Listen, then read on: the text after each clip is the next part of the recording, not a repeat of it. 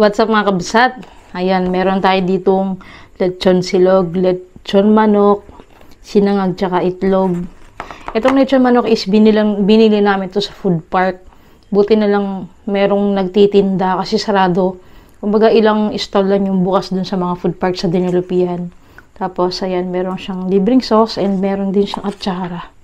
Si mama kumuha ng konti, yung kuya ko ayaw niya daw, so akin na lang. Ayan. Tapos, ayan, nagsangag lang ako ng rice. Kain po. Gulat ako. Nga lang. Itong ka-video call ko.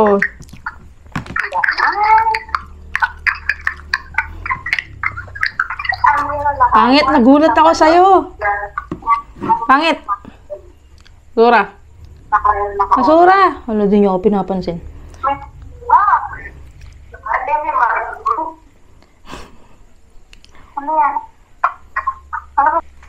Pangit, mute ka muna.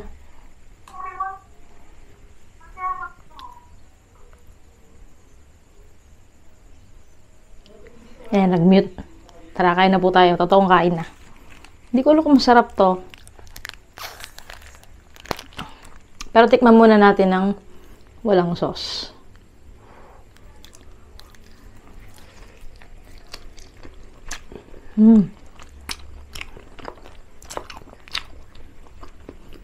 Namiss ko yung gantong lasa ng manok.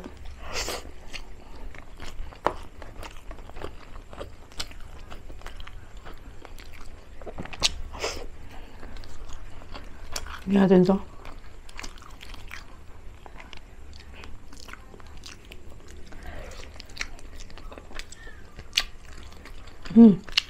Homemade nila to. Nakamiss yung gantong lasa. Wala, tumalsik. Kasi karamihan, di ba, yung mga lechong manok, parang ang tatamis na.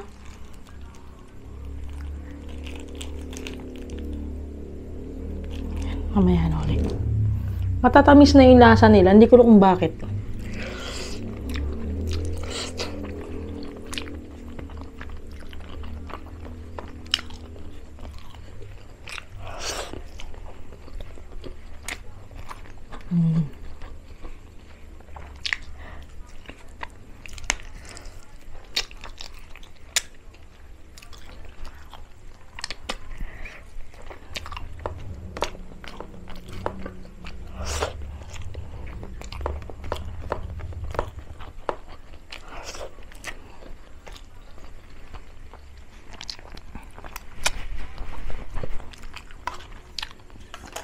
Tignan natin yung atsara.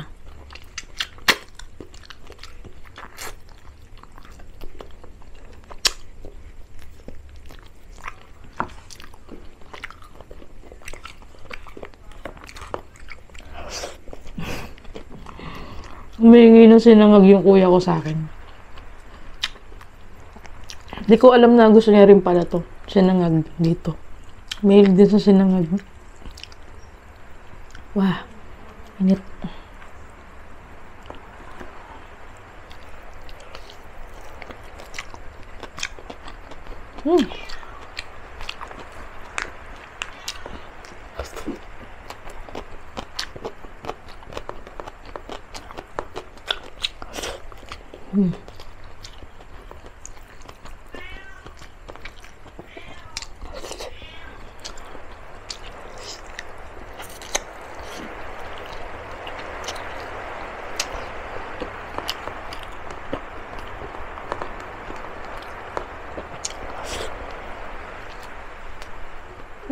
Binaba.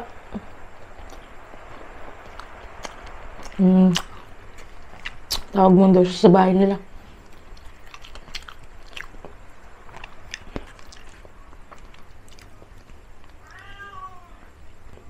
And guys,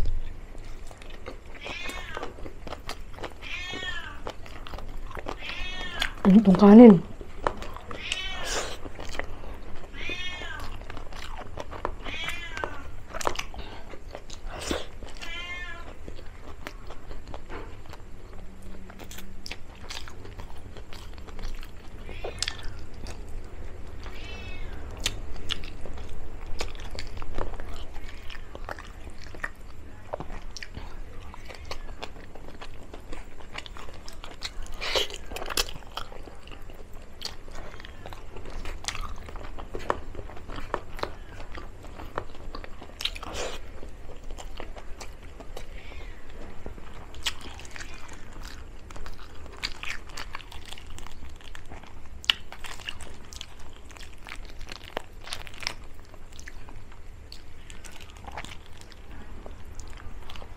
Masarap ng homemade na ano nila, sauce.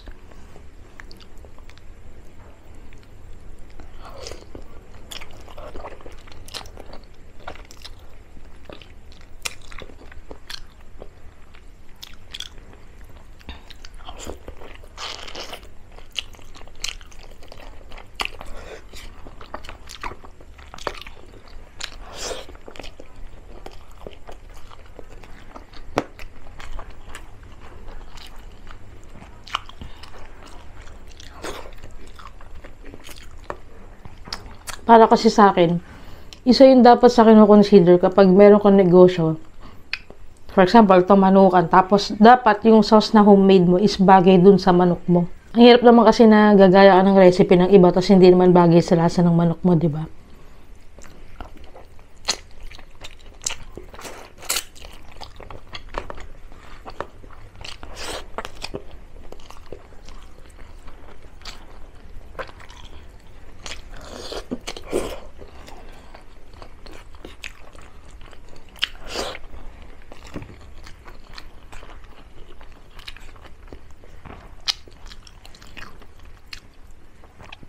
Ito yung gusto ko sa Thai part, yung parang nasa loob niya.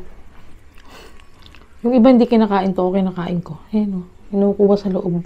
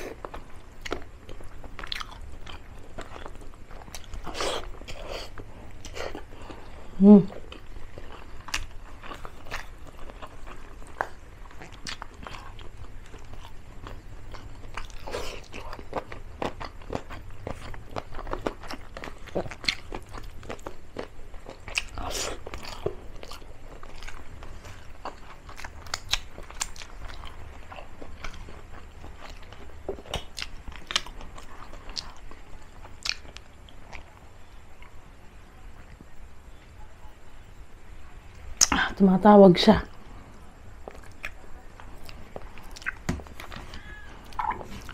Patapos na ako kumain. Patapos pa lang.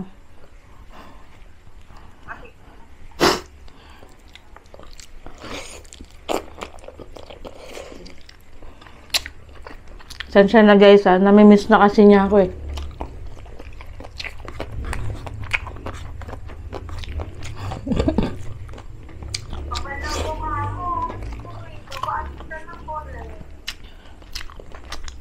Nakahina ka.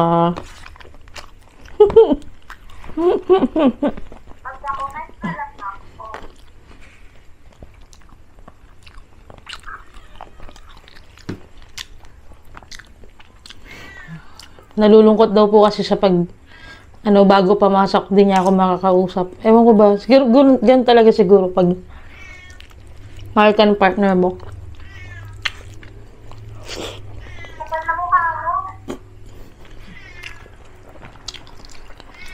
Maingay. Kailangan ako yung ano dito. Bye-bye.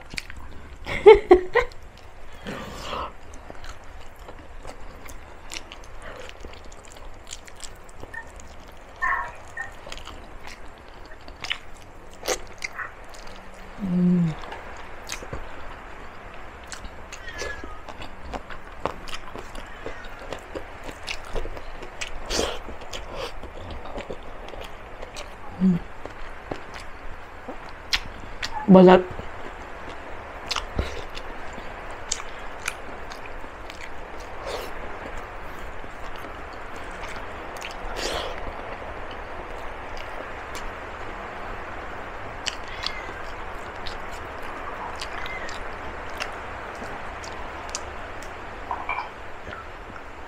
last chicken.